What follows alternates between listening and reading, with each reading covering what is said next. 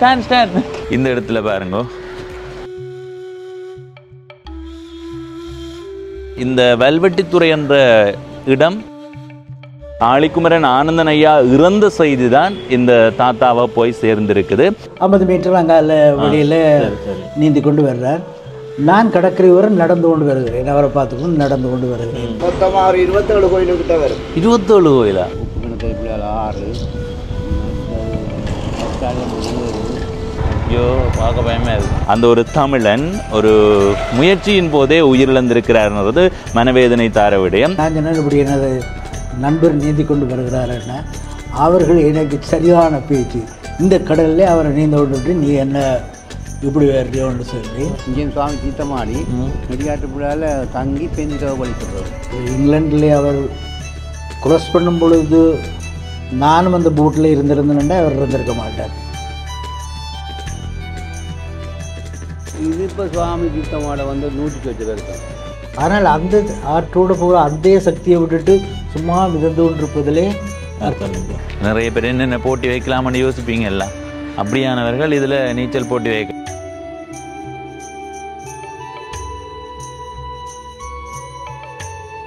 61ஆம் ஆண்டு 17 வயது நாங்கள் ஆரம்பித்தது. இதில் இருக்கிறது நான் அப்போது அடையாளம் தெரியாது. ஹலோ சார், வணக்கம். ஆக்கள் குதிச்சா அதைய வந்து கீழே போக விடாமறது தள்ளி கொண்டு வந்து மேலே பொம்பைக்கு கொண்டு ஆக்கணும். நாங்கள் அனுமதி இல்லாமல் இந்திய தரப்புக்குள் போயிருக்கிறோன்னு சொல்லி எங்களெல்லாம் அரெஸ்ட் பண்ணுறோம் என்று சொல்லியிருந்தார். முயற்சியிலேயே அவர் உயிரிழந்திருக்கிறார். வெளிநாட்டிலிருந்து இலகுவாக பணம் பெறுவதுதான் முக்கியமான காரணம்.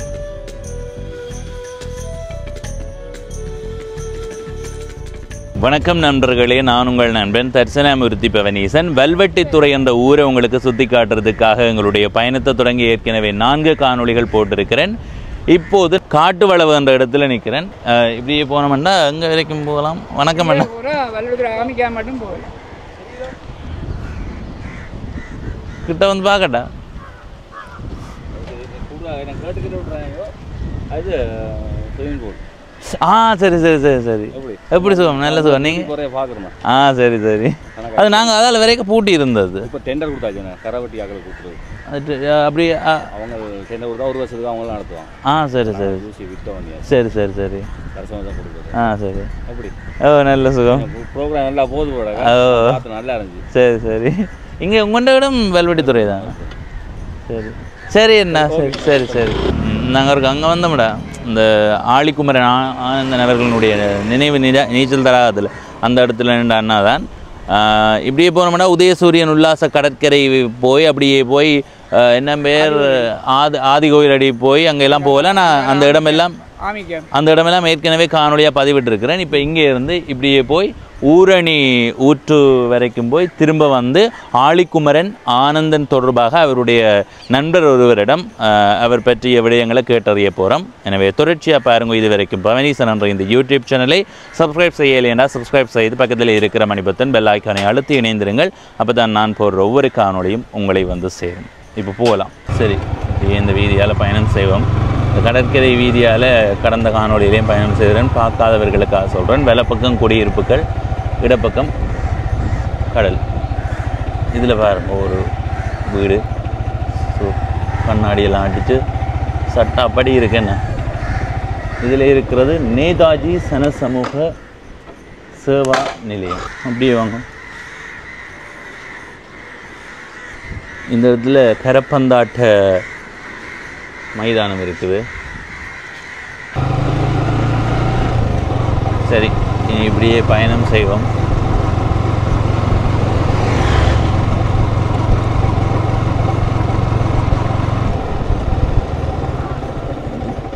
நிறைய குறுக்கு வீதிகள் போகுது. எல்லா குறுக்கு வீதிகளுக்குள்ளேயுமே போக வேண்டாம். புது வீடுகள், புத்தம் புது வீடு. இந்த பக்கமும் ஒரு, இந்த பக்கம் வீடு திரும்பினா ஓ பெரிய வீடு. இந்த பக்கம் திரும்பினா ஓஹோ பெரிய வீடு. கோயிலடா. இந்த ஒரு கோயில் ஒன்று இருக்கு. என்ன கோயில்? வைரவர்.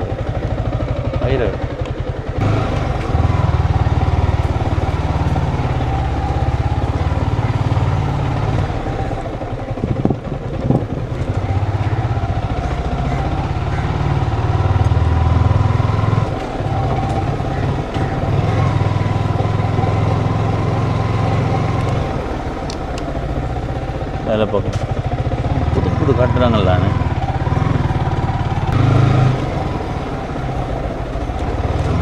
ஐயோ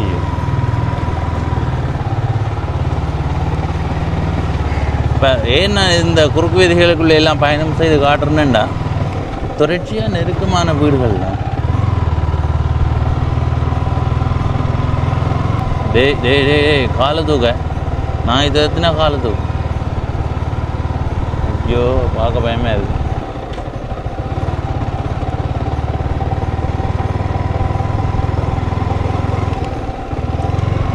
நான் ஏற்கனவே ஒரு தடவை ஒரு ஐயாவை கேட்ட நேரம் நெடியகாடு பிள்ளையார் கோயிலோட வல்வெட்டித்துறை முடியுது என்று சொன்னார்கள். சில பேர் சொல்கிறார்கள் ஊரணி ஊற்றோட முடியுதுண்டு. நாங்கள் என்ன செய்வோம்னா இப்படி அந்த ஊரணி ஊற்று வரைக்கும் போய் வருவோம். இப்போ நாங்கள் பயணம் செய்கிறது பருத்தித்துறை காங்கேசந்துறை பிரதான வீதி. இப்படி நேரம் போனால் பருத்தித்துறைக்கு போகலாம். ஊரணி ஊற்று வரப்போகுது. இல்லை வெள்ளப்பக்கம் எரிபொருள் நிரப்பு நிலையம். அப்படியே இடப்பக்கம் பாருங்கோ கடல். நாங்கள் ஏற்கனவே அந்த ஒரு சனசமூக நிலையத்தில் நேதாஜி சனசமூக நிலையத்திலேருந்து தான் எங்களுடைய பயணத்தை தொடங்கினாங்கள். அந்த வீதி கடற்கரை வீதி, ஆனால் பிரதான வீதி இல்லை. நாங்கள் குறுக்கா வந்து அப்படியே பிரதான வீதியில் ஏறி இருக்கிறோம்.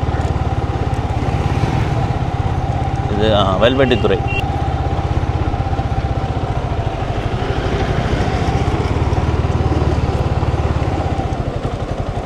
பிரதேச வைத்தியசாலை வல்வெட்டித்துறை.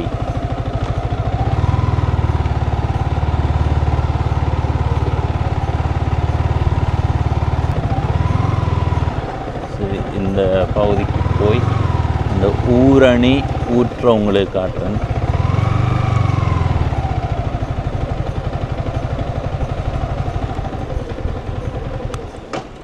ஐயா இந்த இடமா நீங்கள் வல்வெட்டியா? இவ்விடம் வல்வெட்டித்துறை. இது எந்த இடம்னு சொல்கிறது? இது இன்ட்ராணி ஆஸ்பத்திரி ஊரணி. அதில் இருக்கிறது என்ன? அது குளிக்கிற ஊற்று. ஊற்றுன்றது தொடர்ச்சியாக வந்து கொண்டே இருக்குமா? சரி, உங்களை பையன் போயிடுறது. அது தொடர்ச்சியாக ஊற்று வந்து கொண்டே இருக்குமா? அதை விட இந்த ஊற்றில் என்ன நடக்கிறது? கோயில் சார்ந்த விடயங்கள் ஏதாவது? இதில் சாமி தீர்த்தம் மாறுறது. எதில்? இதெல்லாம் தீர்த்தம் மாதிரி தான் தங்குறது. இதுலையா? அந்த என்ன இந்திரவிழா. இந்திரவிழா நேரம் இங்கே தான் நடக்குமா? அதெல்லாம் கோஷ்டி நடக்குது. எதுக்கு? இந்த கடலுக்குள்ளே போட்டு நடக்கிற கோஷ்டி. கடலுக்குள்ளே போடுறதா? கடலுக்கு மூட போட்டு நடக்கிற கோஷ்டி. சரி சரி. இது வந்து தீர்த்தத்துக்காக கட்டப்பட்ட அது அந்த அந்திய மடம். இது அந்த ஆனால் இங்கே செய்கிறதா? மாதத்தில் ஒரு எத்தனை என்ன கீரிமலைக்கு தான் நான் கூடுதலாக போகிறவர்கள். கீரிமலை போய் கொஞ்சம் கஷ்டப்பட்ட குடும்பம் செய்கிறோம். சரி, அப்போ இது வந்து தீர்த்தமாடுற இடம். அதாவது முத்துமாரியம்மன் கோயில் தீர்த்தம் மட்டுமா இல்லை ஒவ்வொரு எல்லா கோயிலும்? அதாவது வந்து 15 கோயில் தீர்த்தம் மாறுறது. என்னென்ன கோயில்? சிவன் கோயில் உண்டு, அம்மன் கோயில் 2, மற்ற கோயில் பிள்ளையார் 3, புது கண்ணங்கோயில் 4, கந்தவனம் 5, உப்பு கிணத்துல பிள்ளையார் 6, மற்றது கற்காலம் 7, குட்டணி பிள்ளையார் 8, முருகங்கோயில் 9, ஆதிகோயில் 10, கப்பல் ஓட்டி 11, நெடியாட்டு பிள்ளையார் 12, வன்னிச்சம்மன் 13, எல்லாம் 15 கோயில் தீர்த்தம். மொத்தமாக 15 கோயில் தீர்த்தமாடுமா? இப்போ நீங்கள் சொன்னீங்க வன்னிச்சியம்மன் கோயில், அடுத்தது இன்னொரு கோயில் சொன்னீங்க என்ன கப்பலுடையவர் கோயில். அதுவும் இங்கே ஆடுறது வழியாக தெரியுமா? உறுதியாக தெரியுமா? எல்லாம் இங்கே ஆடுறேன்டா. அப்புறங்க வன்னிச்சியம்மன் கோயிலுக்கு பக்கத்தில் கடல் இல்லைன்னு வச்சுக்கொள்வோம். இந்த கப்பலுடையவர் இதில் கடல் இருக்குது தானே. நீங்கள் வாரது என்ன ஏதாவது வந்து நெடியாட்டு பிள்ளை இழப்பாடி போகிறோம். தீர்த்தமாடி நெடியாட்டு பிள்ளை இருந்து போகிறது. இங்கேயும் சுவாமி தீர்த்தமாடி நெடியாட்டு பிள்ளையால் தங்கி பேந்திட்டு வலிக்கிறது கப்பலுடையவர் கோயில் இல்லையா? இப்போ எங்களை முந்தி அந்த நாள் பட்டங்கள் ஏற்றுறவங்க இப்போ அங்கே பட்டம் ஏற்றுறாங்க. இங்கே டீவடியில் முந்தி இங்கேயும் பட்டம் ஏற்று உதயசூரியன் அடியிலே இல்லை இப்போ பட்டம் ஏற்றுறாங்க. அதெல்லாம் ஸ்டார்டிங்காக முதல். என்ன சொல்கிறீங்க? ஓ, அந்த நாள் ஸ்டார்டிங்கு தான். அதெல்லாம் காலமானப்போ இது வந்து இப்போ அங்கே உதயசூரியன் போயிட்டாங்க. பாருங்க, இது வரைக்கும் வல்வெட்டித்துறை. இது வல்வெடுத்து இந்த ஊரணி ஆஸ்பத்திரி இருந்தால் இந்தியாவில் பெரியண்டி காணி. ஆனால் வல்வெடுத்தாலாம் எல்லாம் இருக்குது. அப்போ இந்த ஊரணி ஊற்றோட வல்வெட்டித்துறை முடியுது. முடியுது. இது காணி இதுவும் பெரியண்டி காணி தான். ஏரியா ஆக்கிறதுக்கு வல்வெடுத்தாக இருக்கும். இதுவும் பெரியண்டி காணி தான். பொலிகண்டிக்குள்ளே தான் வருது. மற்ற அது சுடல் எங்கட வல்வெட்டித்துறை அங்காள அப்படியே முன்னுக்கு போய் நாங்கள் காட்டுவோம் பாருங்க. இப்போ நாங்கள் ஊரணி ஊற்று இருக்கிற இடத்துக்கு போவோம். அதுக்கு முதல் இந்த இடத்துல திரும்ப வீட்டை காட்டுறேன்னு யோசிக்காதீங்க. ஏன் நான் இதெல்லாம் காட்டுறேன்னா, இந்த வல்வெட்டித்துறை என்ற இடம் பேரளவு வளர்ச்சி கண்டு பின்பு பேரழிவு கண்டு இப்போ மீண்டும் எழுந்து வருகிறது. மீண்டும் தொடங்கும் மிடுக்கண்ட மாதிரி திரும்ப தங்களுடைய வாழ்க்கையை நல்ல நிலைக்கு மாற்றி கொண்டிருக்கிறார்கள். இதில் இருக்கிறது ஒரு மண்டபம். இது இந்த அந்தியட்டி நடக்கிற மாதிரி அப்படியே வாங்கும். இதுலேயும் இருக்குது. ஐயா இதுக்கு தான் அந்தியட்டி நடக்கிறது என்ன அது? சரி, இதில் அந்த சாமான் பொருட்கள் இதில் வைக்கிறது. சரி, அப்படியே அந்த பக்கத்தால் வாங்கோ.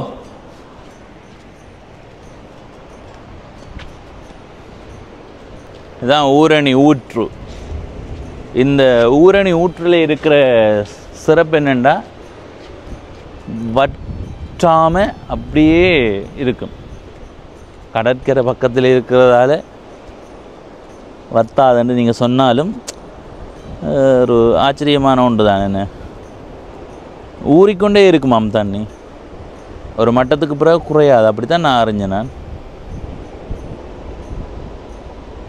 சரி, அப்படி இந்த பக்கம் வாங்கோ. அதில் ஒரு சுடுகாடு இருக்குது. மேலோட்டமாக தூரத்தில் ரெண்டு காட்டுறோம். அந்தாங்க பாருங்க, அதில் தெரியுதில்ல பச்சை பச்சை நிறத்தில் ஒரு பெரிய மரம் இருக்குது. இல்லை இந்த வாகனம் திருப்புறதுக்கு அங்கால அந்த அதுக்குள்ளே தான் சுடுகாடு. எப்படியும் அங்கே போனாலும் உள்ளுக்கு போக போகிறதில்ல பயத்தில். அதனால் திரும்புவோம். இப்படி இந்த பக்கம் பார்த்து கொண்டு வாங்க.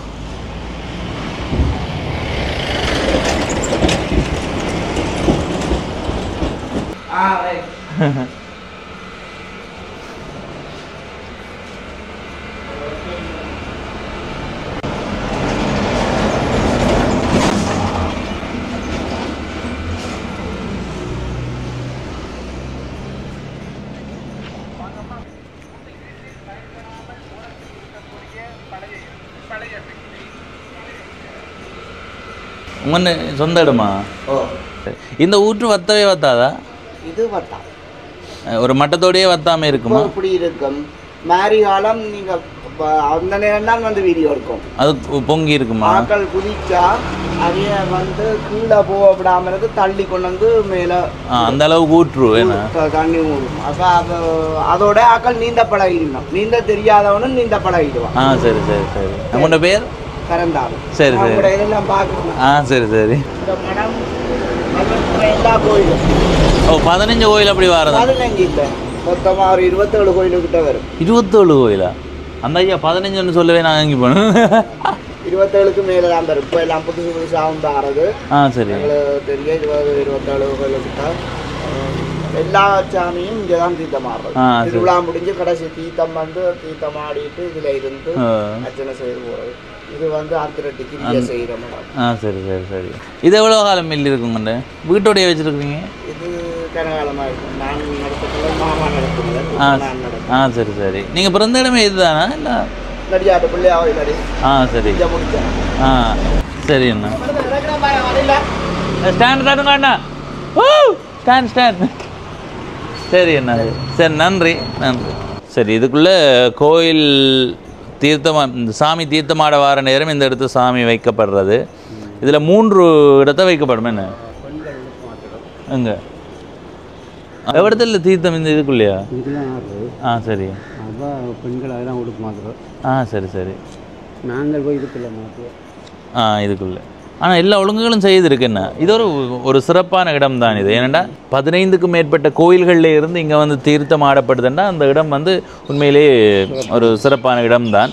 அது அடுத்தது அதில் இருக்கிற அந்த ஊற்று வந்து அதுக்கு இன்னும் சிறப்பு கொடுக்குது. அதால் தான் இந்த இடத்த தெரிவு செய்திருப்பார்கள்னு நான் நம்புகிறேன். எவ்வளோ காலமாக இது இப்படி நடக்குது உங்களுக்கு தெரிஞ்சு இந்த இந்த இடத்துக்கு தீர்த்தம்? இது இப்போ சுவாமி தீர்த்தமாட வந்து 108 பேர் இருக்கும். உங்களுக்கு தெரியாத காலத்துலேருந்தே நடந்து கொண்டு இருக்கு. எனக்கு 75 வயது. கட்டடங்கள் கட்டினது இப்போ கட்டடியிலையா? இந்த கட்டடம் கட்டினா இப்போ எல்லாரும் ஒரு 50 வருஷம் கட்டினது. இப்போ ரிப்பியல் பார்த்தது சுனாமிக்கெல்லாம் உடைஞ்சதுதா? உடைய 50 வருஷம் கட்டினது. இப்போ அப்புறம் ரிப்பியல் பார்த்தோம்.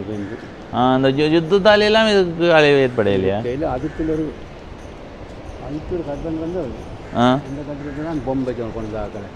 சரி, பிடிச்சி கொண்டு பொம்பை வச்சவங்க. அது எப்போ நடந்தது? அது 83. அது என்ன நடந்தது? இந்த முதல்ல ஸ்டார்ட் பண்ணி அந்த நிறைய பேரை கொண்டு வந்து சுதா ஒன்று பொம்பை வச்சவங்க. நானும் மம்பிட்டு தப்பிட்டேன். என்னண்டு என்னையும் பிடிச்சவங்கள. இப்போ அது கிட்டத்தில் பேர் 83 ஆண்டு 84 ஆண்டு பார்க்கணும்.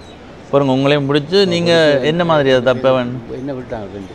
அவங்களா விட்டவங்களா இல்லை நீங்கள்? அவங்களா விட்டாங்க. இதுக்கு பக்கத்தில் இருக்கிற கட்டுறதுக்கு அங்கால தானா நிறைய பேரை உள்ளுக்கு விட்டுட்டு பம்ப் பண்ணவங்க. என்ன செய்கிறது? சரி ஐயா, நன்றி. உங்களை சந்தித்ததில் மகிழ்ச்சி எனக்கு. சரி சரி. அங்கேருந்து வந்து அந்த ஊரணி ஊற்று வரைக்கும் போய் திரும்ப பயணம் செய்து கொண்டிருக்கிறேன்.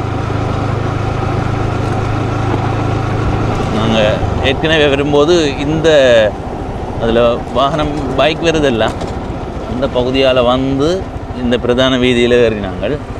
இனி நாங்கள் இப்படியே பிரதான வீதிக்கு போவோம். இது ஒரு சுடுகாடு, இந்த அடக்கம் செய்யப்படுற இடம். இதில் இடப்பக்கம் இருக்கிறது வல்வை மகளிர் மகா வித்தியாலயம். யார் யாரெல்லாம் இங்கே படித்தனீங்களோ சொல்லுங்க பார்ப்போம்.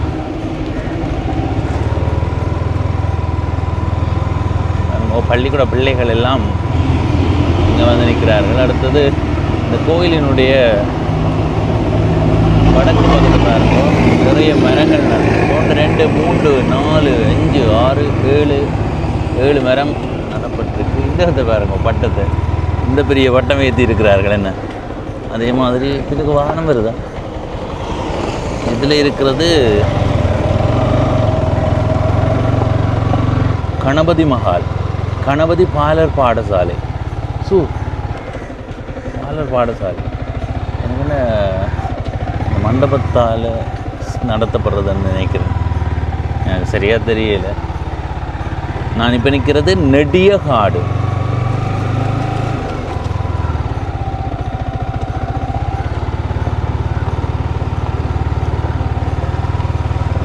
பாருங்க, கேணி.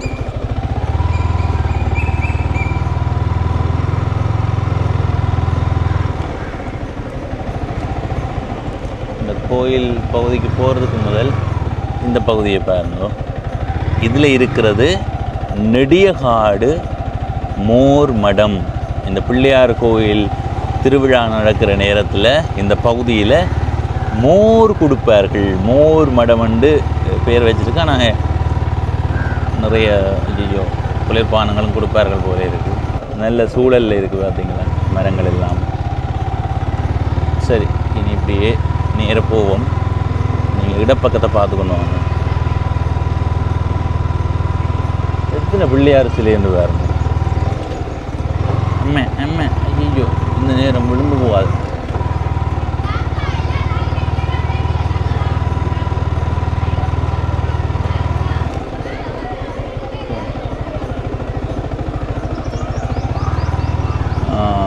சிறப்ப இந்த இடம் நல்ல சோலையாக இருக்கு. என்ன தேர் முட்டியா என்னன்னு தெரியல. இதில் ஒரு கோயில் இருக்கு.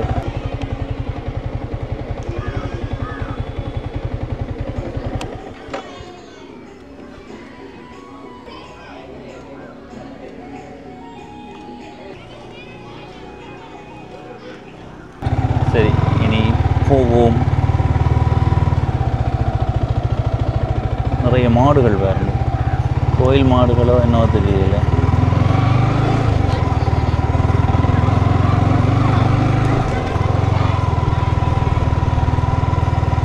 சரி, இனி இந்த பகுதியால் இப்படியே பயணம் செய்வோம்.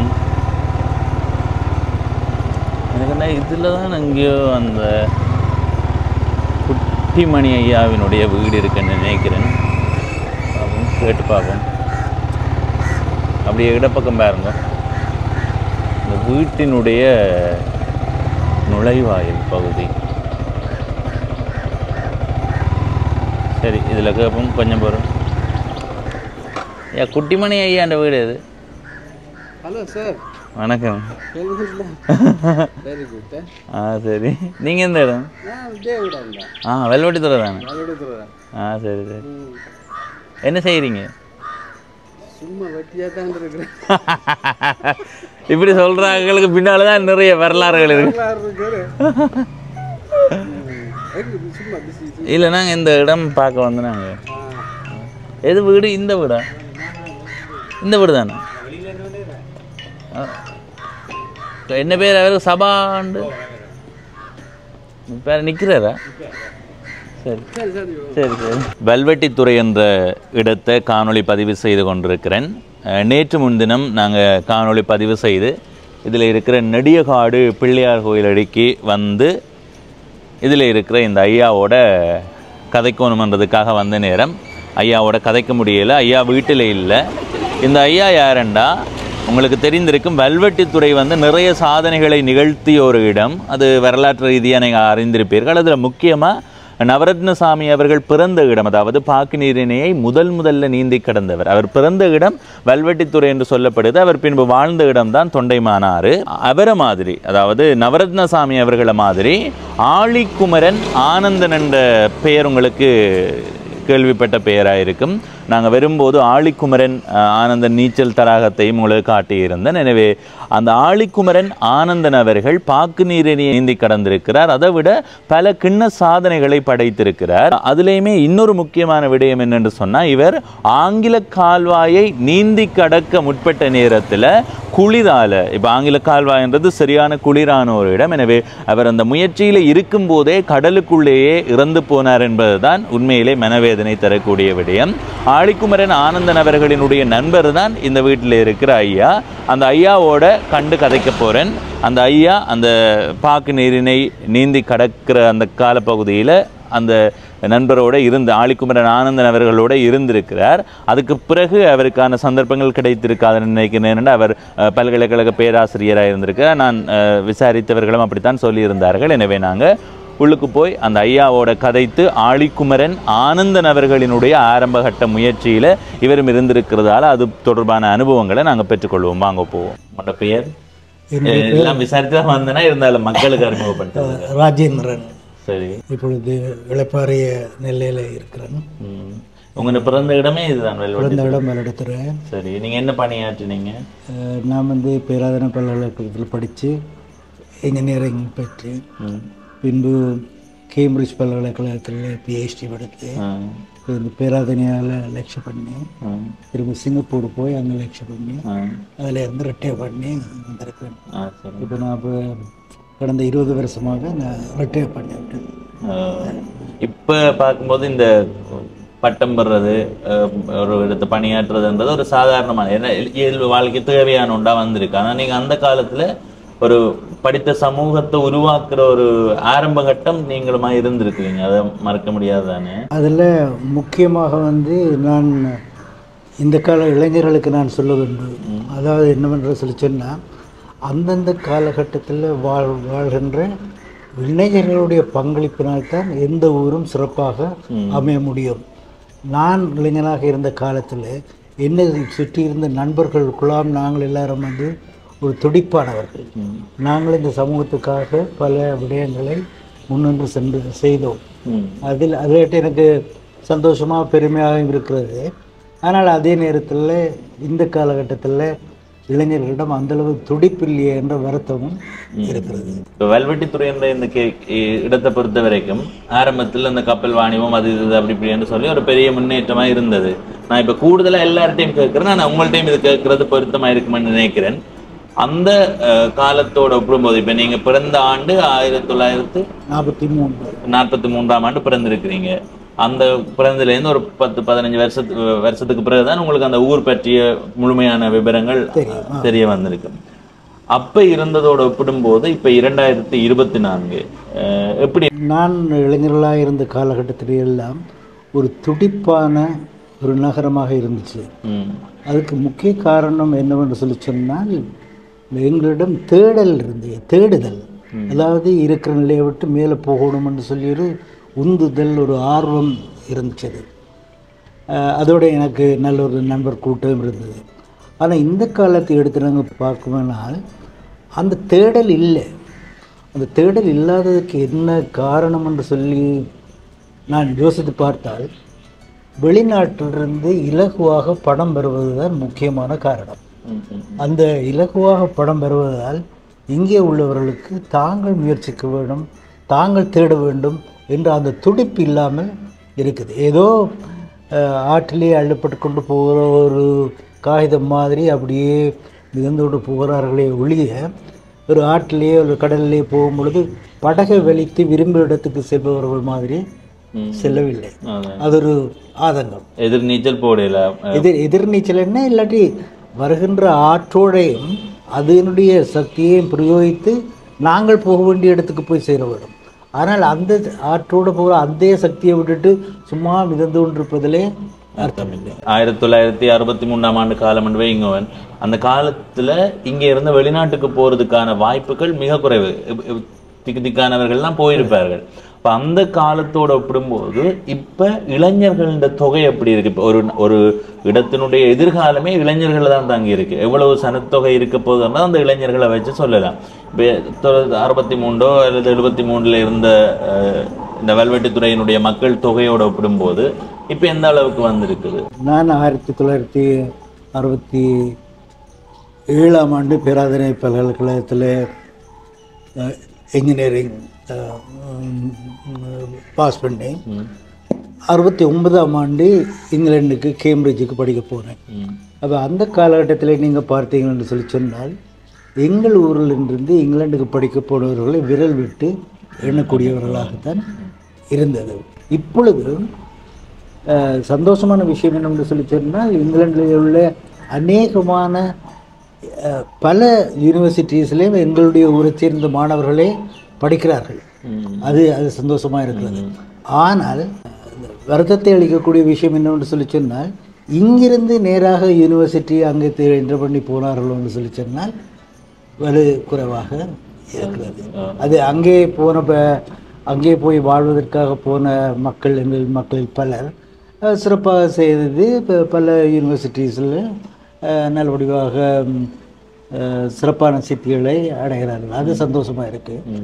ஆனாலும் இங்கிருந்து நேரடியாக ஒரு வெளிநாட்டு யூனிவர்சிட்டியில் படிக்க போகிறவர்களுடைய தொகை மிக குறைவாக, கல்வியை பயன்படுத்தி போகிறார்கள், வேலை குறைவாக இருக்கிறது. அதில் கல்வியை பயன்படுத்தி போகாமல் இருப்பதற்கு குறை என்னவென்று சொல்லி சொன்னால் இங்குள்ள மாணவர்களுக்கு பொட்டென்ஷியல் இருக்குது. அவர்களுக்கு அந்த திறமை உள்ளுக்குள்ளே ஒளிந்திருக்குது.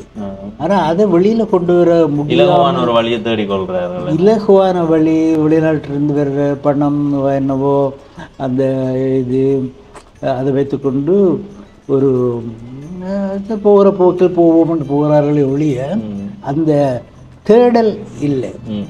அந்த ஒன்றை தேடி பிடிச்சு இது எங்களுக்கு நான் தேடி எடுத்தது என்று சொல்லி செய்யக்கூடிய அந்த இது இல்லாமல் இருக்குது. வரமோ அல்லது என்ன சொல்வார்கள் சாபமோ தெரியவில்லை. இப்பொழுது டிவி, டெலிஃபோன், அந்த வாட்ஸ்அப், இந்த தொழில்நுட்ப ரீதியான டிக்டாக் அப்படியாக பல விடயங்கள் அவர்களை அலக்களிக்குது. இப்போ நாங்கள் படிக்கும் பொழுது எங்களுக்கு என்ன படிப்பது அல்லது விளையாடுவது. ஆனால் இப்போ அந்த இது மாதிரி அந்த ரெண்டையும் தவிர மிச்சம் எல்லாம் நடக்குது. இது எல்லாம் நடக்குது.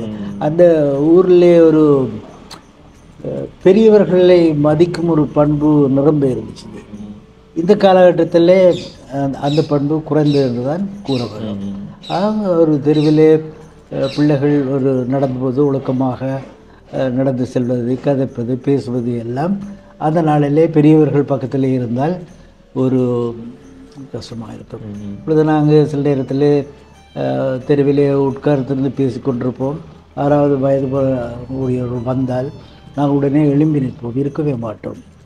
அதனால் அந்த மாதிரி ஒன்று இருக்கிறது என்பதே இப்பொழுது உள்ள இளைஞர்களுக்கு தெரியாது.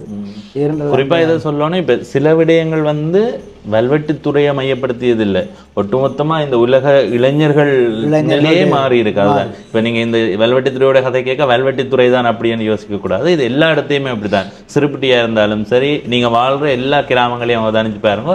நான் போகிற இடத்த பெரியவர்கள் சொல்கிறது அதுதான். நாங்கள் அந்த காலத்தில் பெரியவர்களுக்கு கொடுத்த அந்த மரியாதையும் அவர்களுக்கு கொடுத்த ஒரு கௌரவ நிலையும் வந்து இப்போ ஆக மதிக்காட்டியும் இருக்கக்கூடாதுன்னு சொல்லுவார்கள். ஆனால் இப்போ இந்த பெரியவர்களை மதிக்கிற தன்மையெல்லாம் பாரிய அளவில் பின்னடைவை சார்ந்துட்டு. ஆனால் எங்கள் ஊரை பொறுத்தவரையில் ஒன்று நான் தெளிவாக சொல்கிறேன். ஏன்னா இது நீங்கள் இந்த கதையை எடுத்தபடியாக நான் இப்பொழுது 10-12 வருடங்களாக இங்கே இளைஞர்களுடன் விளையாட்டு படிப்பு சம்பந்தமாக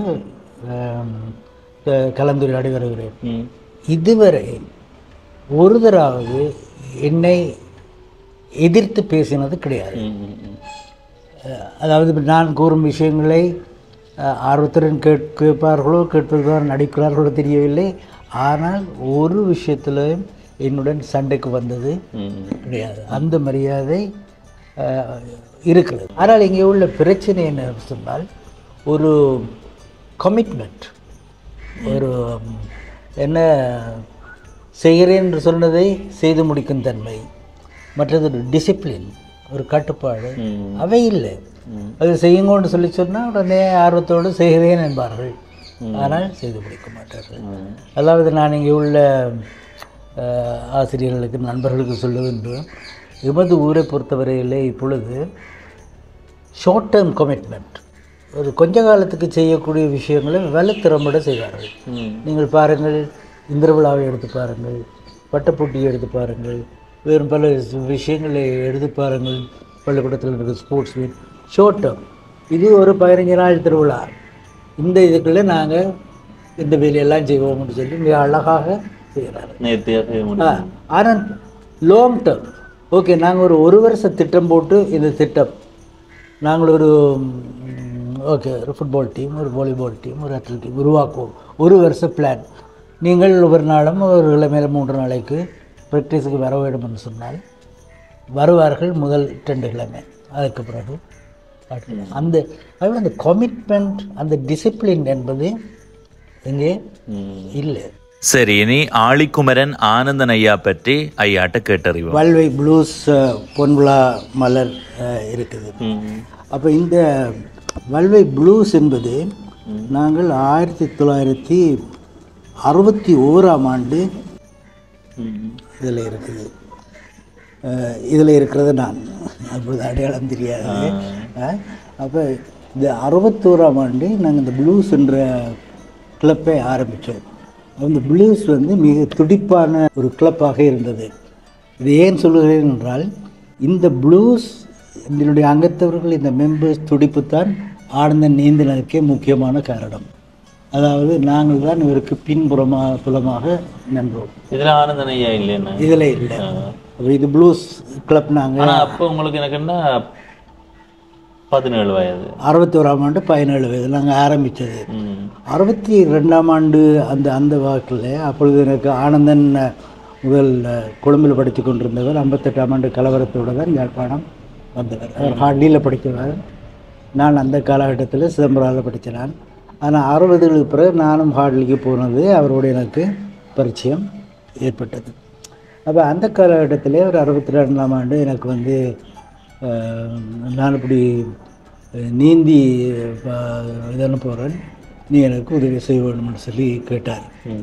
அப்பொழுது நான் ஓகே, நான் ஒரு ஓட்டக்காரன். வழக்கமாக கருத்துறையில் இருந்து சைக்கிளில் ஆனந்தன் வரை நான் ஓடிக்கொண்டே ஊருக்கு சேருவேன். அதே மாதிரி தான் பருத்துறையிலேருந்து நீந்த போகிறேன்னு எனக்கு உதவுன்னு கேட்டார். அப்படியே பருத்துறை அந்த ஹாபரு கிட்ட அவர் அதில் இறங்கி கடலில் ஊரை நோக்கி நீந்த துறங்க. அது கரை ஓரமாக தானே? இல்லை, கரையோரமாக கடற்கரையிலிருந்து உங்களுக்கு தெரிந்த அந்த முருகைக்கல் அந்த ரீவு, அந்த ரீவு கொஞ்சம் ஒரு 50 மீட்டர் அங்கால வெளியில் நீந்தி கொண்டு வர்றார். நான் கடற்கரையோரம் நடந்து கொண்டு வருகிறேன், அவரை பார்த்துக்கொண்டு நடந்து கொண்டு வருகிறேன். அப்பொழுது வழியிலே இம்பிலிட்டி என்ற இடத்திலே மீனவர்கள் அங்கே ஒருவர் நீந்துவதை பார்க்கவில்லை. அவர்களுக்கு அந்த அலைக்கு ஒரு தலை கீழே மேலே போய் வர்றதை பார்த்து போட்டு அவர்கள் யாரோ இதை இறந்து போனதோ என்னமோ ஒன்று பயத்தில் அதில் என்ன கண்டுவிட்டு என்னென்னு கேட்டார். நான் சொன்னேன் இப்படி எனது நண்பர் நீந்தி கொண்டு வருகிறாருன்னா அவர்கள் எனக்கு சரியான பேச்சு, இந்த கடலில் அவரை நீந்த விட்டுட்டு நீ என்ன இப்படி வர்றியோன்னு சொல்லி இப்போ அவங்க வந்து என்ன கட்டுமரத்தில் ஏற்றி கொண்டு போய் அவரை சொல்லி இதில் நீந்தக்கூடாது இறங்கன்னு சொல்லி ஆனந்தன் சரியான பிடிவாதக்காரர். இல்லை நான் நீந்த மாட்டேன்னு சொல்ல. அவ்வளோதான் நான் அவரை சொன்னேன், இந்த மாதிரி நீந்தாமல் இருந்தேன் இப்போ இராவடில் நான் கரையால் நடந்து வர மாட்டேன், நீ உடனே ஏறு. ஏன்னால் அந்த மீனவர்கள் சொன்ன விவரத்தை பார்க்கும் பொழுது எனக்கு பயம், அதாவது இவர். ஆகவே அவர் வந்து உடனே ஏறி வந்து விட்டார். பின்பு திரும்ப ஒரு முறை நாங்கள் முயற்சிக்க வேண்டும் என்று சொல்லி தாழையடியில் போய் ஆரம்பித்து அது நல்ல நாங்கள் எல்லாம் ஒழுங்குகள் எல்லாம் செய்து கட்டுமரம் 2-3 கட்டுமரங்கள் அதில் எங்களுக்கு வேண்டிய சாப்பாடுகள் தண்ணிகள் எல்லாம் கொண்டு இவரும் கொண்டு தாழையடியிலிருந்து அவர் நீந்தி கொண்டு வருகிறார். அப்போ உறுதுணையாக இருந்தவர்கள் எல்லாம் ப்ளூஸ் நண்பர்கள். ப்ளூஸ் நாங்கள் ஒரு நீங்கள் இதில் இருக்கிறது முக்கியமான இதில் இருக்கிறார்கள் இருப்பார்கள். இதில் இல்லாதவர்கள் இருக்கிறார்கள். இந்த படத்தில் இல்லாதாக்கள் இருக்கிறார்கள். அது ஒரு 5-6 பேர் நாங்கள் தாழையடியிலிருந்து நீந்தி கொண்டு வருகிறோம்.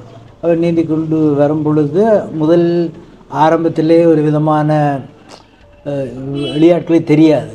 ஆனால் நாங்கள் ஓரளவுக்கு இந்தியாவில் பருத்தத்துலான்னு இங்கால வரும் பொழுது அது செய்தி பரவி விட்டது, இப்படி நீந்தி கொண்டு வருகிறார்கள். ஊரெல்லாம் திரண்டு கரையோரத்தில் நல்ல சப்போர்ட்.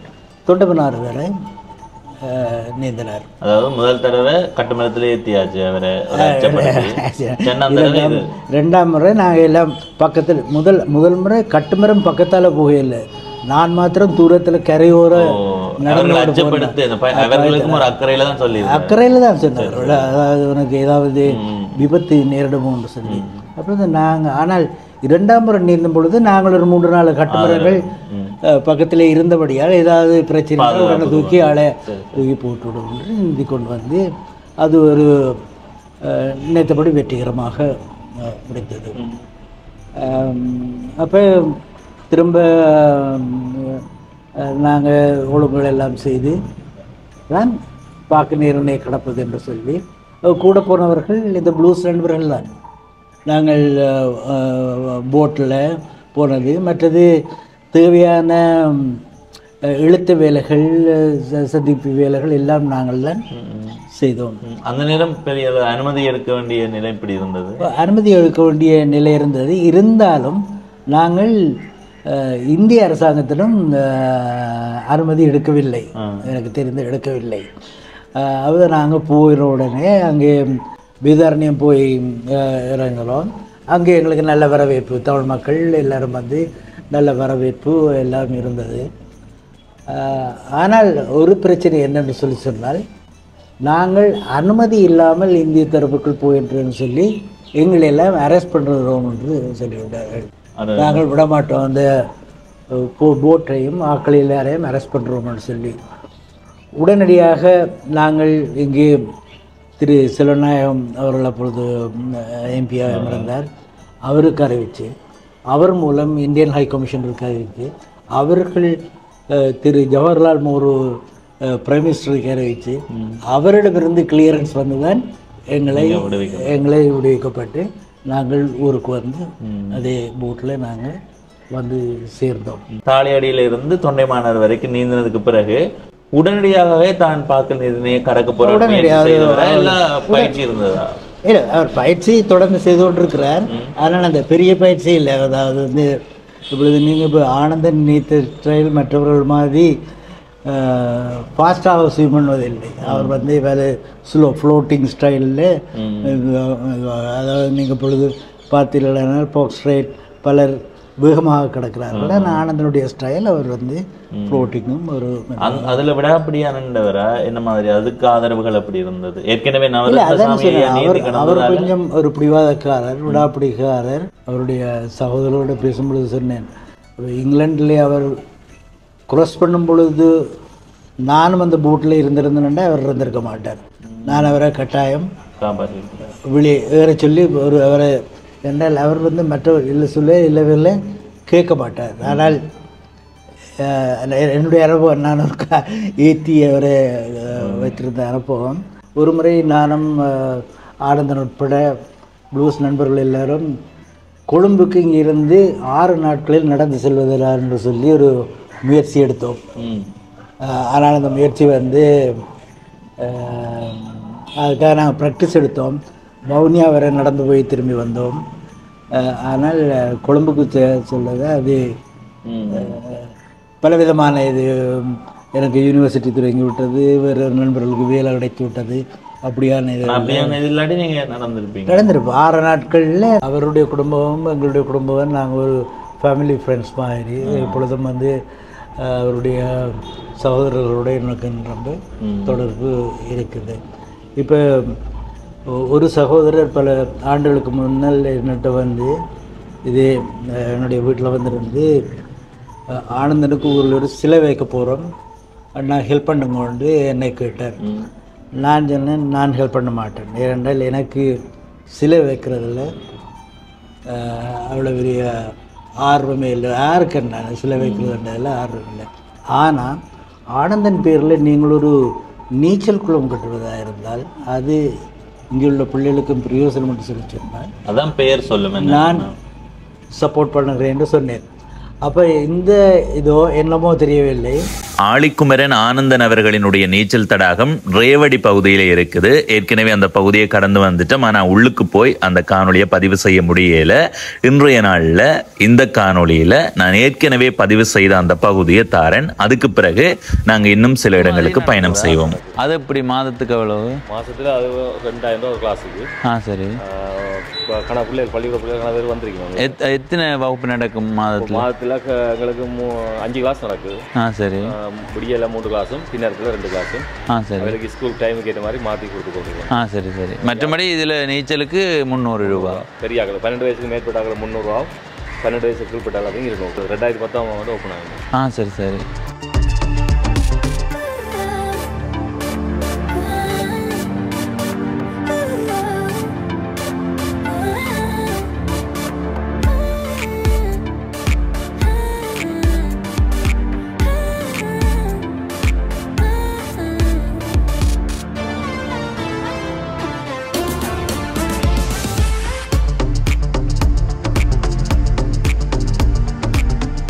இப்படி இதிலேருந்து துள்ளி குதித்து உள்ளுக்கு போய் விழுந்து நீந்தி பார்க்கலாம். ஆனால் எனக்கு நீச்சல் தெரியாது என்பதால் போகையில். அடுத்தது இந்த இடத்துல பாருங்க, குளிச்சுட்டு வந்து இதில் கொஞ்சம் ஓய்வாக சின்ன ஒரு படுக்கலாம்.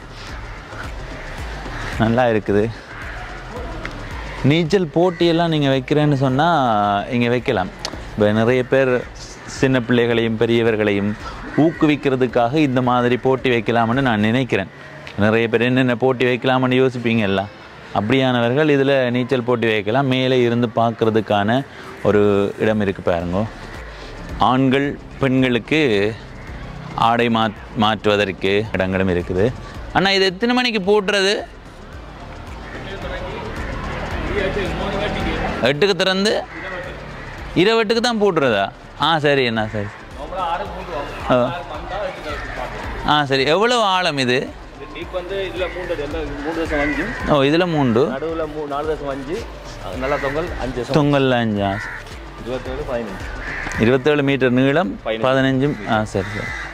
இந்த நீச்சல் தடாகம் விடிய 8 மணிக்கு திறக்கிறது, பின்னேரம் 8 மணிக்கு பூட்டுறது. இது இந்த பகுதியில்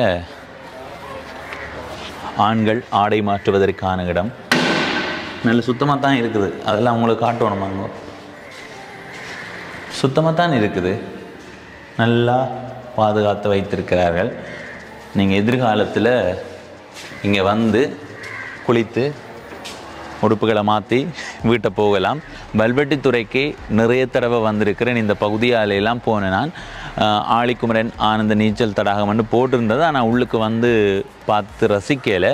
இன்றைக்கி சரி உள்ளுக்கு ஒருக்கா போய் பார்ப்போமெண்டு அந்த அண்ணாவை முதல் வரும்போது கேட்டேன். நான் உள்ளுக்கு நிறைய பேர் குளித்து கொண்டிருந்ததால் அந்த நேரம் வந்து காணொளி பதிவு செய்ய முடியலை. இதுவே நான் குளிக்க வந்திருந்தால் அப்போதே குளிச்சிருக்கலாம். அதனால் காணொளி பதிவு செய்ய முடியலை. பிறகு அந்த ஆலமரத்தடிக்கு போய் இப்போ இந்த இடத்த வந்து இந்த நீச்சல் தடாகத்தை காட்டியிருக்கிறேன். நீங்கள் எதிர்காலத்தில் நான் இன்றைக்கி 2:45 என்னுடைய பயணத்தை தொடங்கி சில இடங்களை பார்த்து கொண்டு வந்த மாதிரி வந்தீங்களா 5:05 எல்லா இடங்களும் நான் இன்றைக்கு காட்டின இடங்களை பார்த்து முடிச்சிடலாம். 5 மணிக்கே பார்த்து முடிச்சிடலாம். அதுக்கு பிறகு வந்தீங்களா இந்த நீச்சல் தடாகத்தில் குளிச்சுட்டு போகலாம். இதில் நீச்சல் தடாகம் இருக்குது. இந்த மதில் சுவரை எட்டி பார்த்தா கடல். பிள்ளைகளை கொண்டு வந்து நீந்த விட்டுட்டு அம்மா அப்பா மேலே இருந்து பார்த்து ரசிக்கிறதுக்கு ஏற்ற மாதிரியும் இருக்குது. எனவே திரு மங்கள சமரவீரா மினிஸ்டராக இருந்தது. மங்கள சமரவீராவுடைய சகோதரரின் மகளைத்தான் ஆனந்தன் கல்யாணம் முடித்தது, சிங்கள பெண்.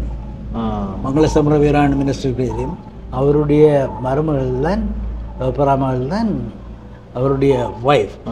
ஆறுமொழிய மங்கள சமரவீர ஊருக்கு அவருடைய சொந்தக்காரருடைய நிகழ்ச்சிக்கு வந்திருந்தார். அந்த நிகழ்ச்சியில் நான் அவரை சந்தித்தேன். அது சந்தித்ததுக்கு மற்றொரு காரணம், அந்த காலகட்டத்தில் நான் சேக்கட் புல் சிங்கப்பூரில் இருந்து கொண்டு வந்து ஒரு கிரவுண்ட் கட்டியிருந்தேன். அவ்வளோ அந்த கிரவுண்டை காட்டுவதற்காக அவரை கூட்டிக் கொண்டு போய் காட்டினேன். அவர் பார்த்து விட்டு மிகவும் சந்தோஷப்பட்டு, தான் ஸ்போர்ட்ஸ் மினிஸ்டராக இருக்கும் பொழுதே இப்படி ஒன்றை பற்றி சிந்திக்கவில்லை, இதை கட்டி இப்போ இருக்கா இருக்கு, நான் காட்டலாம். ஆனால் கொஞ்சம் பலதடந்த நிலையில் இருக்குது. நான் திருத்தி கொண்டிருக்கிறது, இன்றைக்கும் திருத்துறதுக்காக அனுப்பியிருக்கிறேன். நாங்கள் பழம்படங்கள் காட்டினா தான் அது அந்த அருமை தெரியாது. நல்ல புதுசாக அது 12ஆம் ஆண்டு 2012 கட்டினது. அப்போ இந்த மங்கள சௌரவீரா அதை பார்த்து ஆசை இருந்து, அப்புறம் திரு சிவாஜி பழைய எம்பி இருக்கிறார் தானே, நாங்கள் 3 பேர் இருந்து கழிச்சுத்தான் இந்த ஸ்விம்மிங் பூல் ஒன்று வெள்ளத்துறை கட்டுவோம்னு சொல்லி, அதில் திரு மங்கள சமரவீரன் பங்களிப்பு மிகவும் சிறந்தது. அவர் கவர்மெண்ட்டுக்கு சொந்தமான நிலத்தை யூசிக்கு மாற்றி திரும்ப ஃபைனான்ஸ் மினிஸ்டராக இருக்கும் பொழுது அதற்கான பணத்தை எடுத்து இந்த ஸ்விம்மிங் பூல் போய் பார்த்தேன். அந்த ஸ்விம்மிங் பூல் கட்டப்பட்டதுக்கு அவர் இருந்தபடியாலும் மற்றது திரு சிவாஜி எம்பி எக்ஸ்எம்பியும் நானும் அவரோட இணைந்து செயல்பட்டபடியாத்தான் அந்த ஸ்விம்மிங் பூல். ஆனால் உண்மையாக சொல்ல போனால் நீங்கள் சொன்ன மாதிரி ஒரு சிலை வைக்கிறத விட இது பெயர் சொல்லுதானே நான் நினைக்கிறேன். நிறைய பிள்ளைகள் பெயர் சொல்கிறேன்னா அது பிள்ளைகளுக்கு பிரயோசனமாக பயனுள்ளதாக இருக்குது, பயனுள்ளதாக இருக்கணும். இது போய் சிலை வச்சு போட்டு காகம் எச்சமிட்டு கொண்டு இருக்கிறது, அது யார் க்ளீன் பண்ணுறது. நான் நீங்கள் சொன்னீங்களல்ல சிலை அண்ணாவோ தம்பி கேட்க நீங்கள் சம்மதிக்கலேன்னு, அப்போ நான் யோசிச்சேன்னா எங்கள் நண்பருக்கு சம்மதிக்கலை வேறு யோசித்தேன். அப்புறம் நீங்கள் இந்த விடயத்தை சொல்ல எனக்கு இது உண்மையிலே அதை விட இது பயனுள்ளதாக நினைக்கிறேன். இப்போ அப்படிலாம் சொன்னபடியாத்தான் ஒரு நீச்சல் தடாகம் அவர்களுக்கு ஒரு நீச்சல் தடாகம் இல்லைன்னு சொன்னால் ஒரு சிலை அசந்தியில் எங்கேயோ வச்சுட்டு அதோட அப்படியே எல்லாம் முடிஞ்சிருக்கும். அது அந்த அளவுக்கு பேசப்பட்டிருக்குமான்னு எனக்கு தெரியல. என்ன அது சிலை இருக்குன்னு போட்டு கடந்து போவேன். சிலை இருக்குது பிள்ளைகளுக்கு. அந்த ஆங்கில கால்வாயை கடக்கிறதுக்கான முயற்சி எடுத்து அதை எடுத்துக்கொண்டு இருந்தால் உங்களுக்கு தெரியும்? எனக்கு தெரியாது, எனக்கு அவர் இறந்த பிறகு தான் செய்தி தெரியுமே. நீங்கள் அப்போ இங்கிலாந்துல இருந்தீங்க? இல்லை, நான் அப்போ சிங்கப்பூரில் இருந்தேன். ஆனால் அந்த ஆங்கில கால்வாயை கடக்க இப்போ ஓரளவு அதில் நிலை அறிஞ்சு அவரை காப்பாற்றி இருந்தால் இன்றைக்கு வரைக்கும் எவ்வளவு சாதனைகளை செய்திருப்பார்கள்னு நான் நினைக்கிறேன். இதில் என்ன சாதனைகள் செய்வது என்பது ஓகே, அது ஒரு இது. ஆனால் அந்த சேஃப்டி என்பது முக்கியம். இப்போ நாங்கள் இப்போ சின்ன பிள்ளைகளுக்கு சாதனை செய்தவர்களை பற்றி பேசும் பொழுது அவர்களுக்கு வலியுறுத்த வேண்டியது சேஃப்டி என்பது வலுவலு முக்கியம். அது நான் இது ஆனந்தர் பற்றி இல்லை, யாராக இருந்தாலும் என்ன விஷயம் செய்வதாக இருந்தாலும் சேஃப்டி என்பது மிக மிக முக்கியம். சரி ஐயா, சரி, சந்தோஷம். அந்த தாத்தாவோட கதைச்சு வந்துட்டோம். அந்த ரேவடி கடற்கரை இருக்குல்ல, அந்த கடற்கரையில் இருந்து தான் நீந்தி தமிழ்நாட்டு கரையை சென்றடைந்திருந்தார். குறிப்பாக நவரத்னசாமி அவர்களும் அப்படித்தான். அதே மாதிரி ஆழிக்குமரன் ஆனந்த அவர்களும் அப்படித்தான். அவர் முதல் கட்டம் நீந்தி போட்டார். அதற்கு பிறகு பல கடல் சம்பந்தமான நீர் சம்பந்தமான சாதனைகளை செய்திருக்கிறார்.